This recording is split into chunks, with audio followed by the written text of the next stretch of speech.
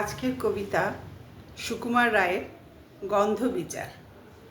সিংহাসনে বসল রাজা, বাজল কাঁসর ঘণ্টা, ছটপটি উঠল কেঁপে মন্ত্রীবুড়োর মনটা। বললে রাজা, মন্ত্রী তোমার জামাই কেন গন্ধ? মন্ত্রী বলে, এসেন্স দিচ্ছি, গন্ধ তো নয় মন্দ। রাজা বলেন, মন্দ ভালো, দেখুক সুখে বদ্যি। বদ্যি বলে, আমার নাকে বেজায় হলো সর্দি।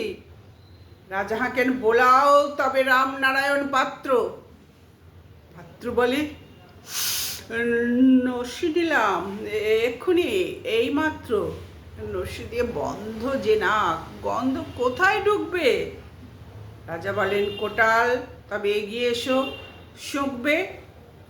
কোটাল বলে, পান খেয়েছি, মশলা তাতে কর্পূর, গন্ধে তারই মন্ড আমার একেবারে ভরপুর। রাজা বলেন, আসুক তবে শের পালওয়ান ভীম সিং। ভীম বলে, আজ করছে আমার সমস্ত গা ঝিমঝিম, রাত্রে আমার মুকার এলো, বলছি হুজুর ঠিক বাত। বলেই শুল রাজসভাতে চক্ষু বুজে চিৎপাত। রাজার শালা চন্দ্রকেতু তারই ধরে চেষ্টা। বলল রাজা, তুমি না হয় করো না ভাই চেষ্টা। চন্দ্র বলে, মারতে চাও তো ডাকাও না কেউ জল্লাদ, গন্ধ শুনে মরতে হবে, কেমন আহ্লাদ। ছিল হাজির বৃদ্ধ নাজির, বয়সটি তার 90। ভাবল মনে, ভয় কেন আর, একদিন তো মরবই। সাহস করে বললে বুড়ো, মিথ্যে সবাই বকছিস, শুঁকতে পারি হুকুম পেলে, এবং পেলে বকশিস। রাজা বলেন, 1000 টাকা ইনাম পাবে সদ্য। তাই না শুনে উৎসাহেতে উঠল বুড়ে মদ্য।